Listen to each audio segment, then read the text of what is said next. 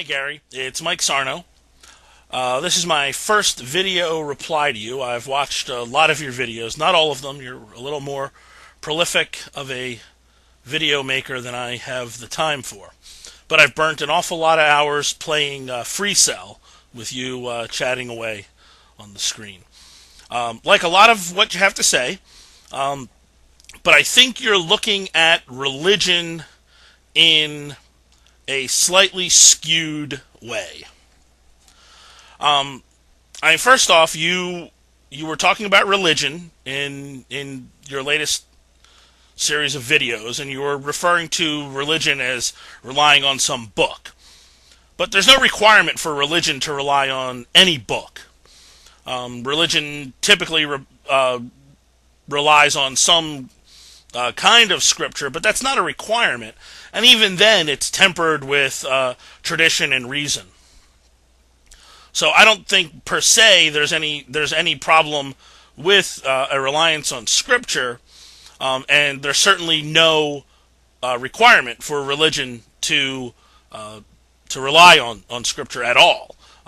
So to kind of paint the broad brushstrokes that the problems with religion, I think misses the real problem, which is the misapplication of scripture. Quite often, I think you're correct in saying that when people try to force their dogma onto other people, that's a problem. But that's not religion.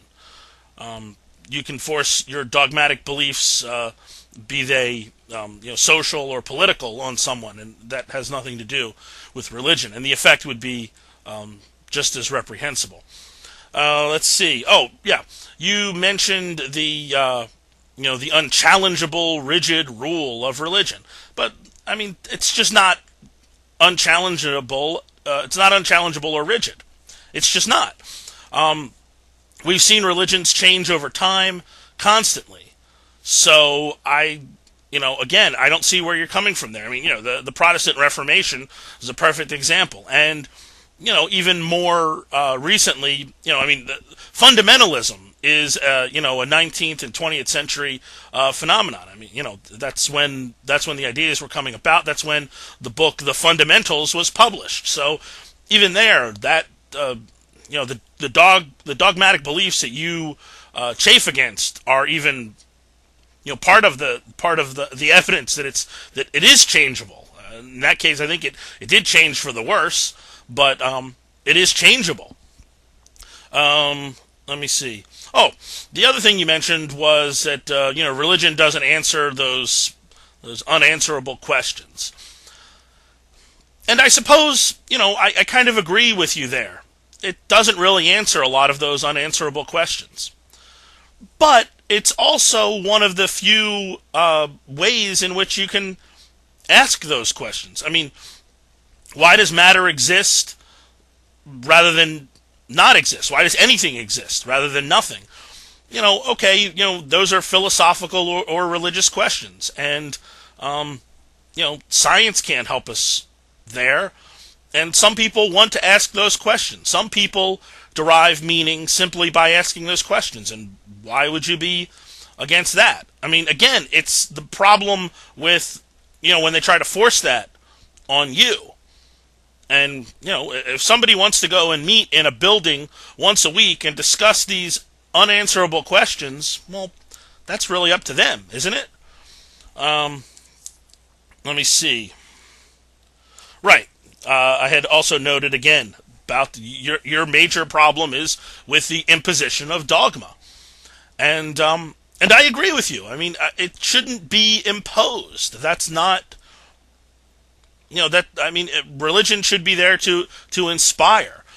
We have a secular society. If we lived in a religious society, then that would be another issue entirely. But it's not. We live in a secular society, so it doesn't really matter.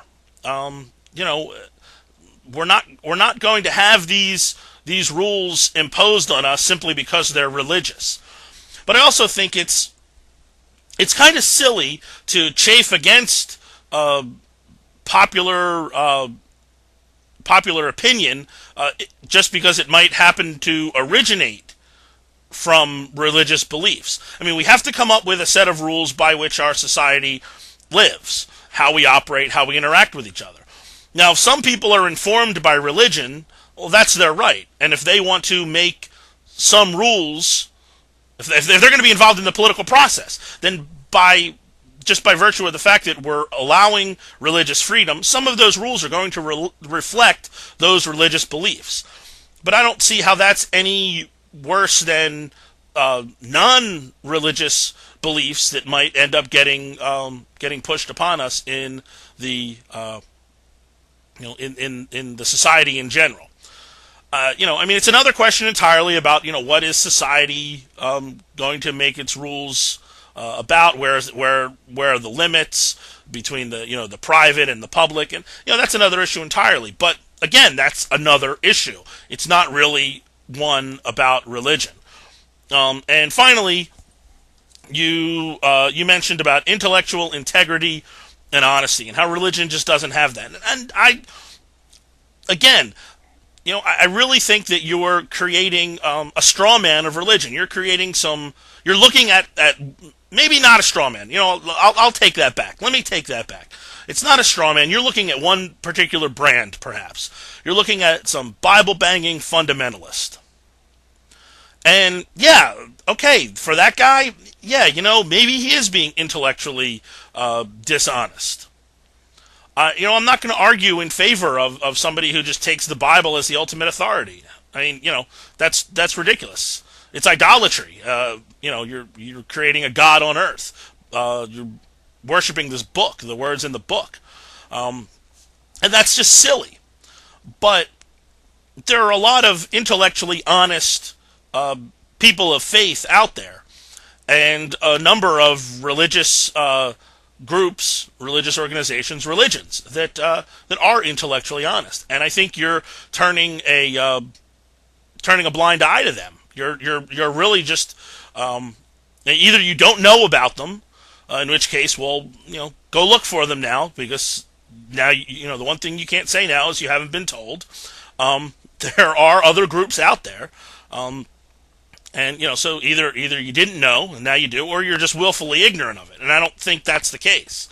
I mean, you and I agree on many, many, many things, but on this issue, I really think, for whatever reason, you're just not seeing the evidence out there that it's not religion. It's some aspects that may be associated with religion, but they're also associated with other social phenomena. So. If you'd like to send me a reply, that'd be great. Thanks.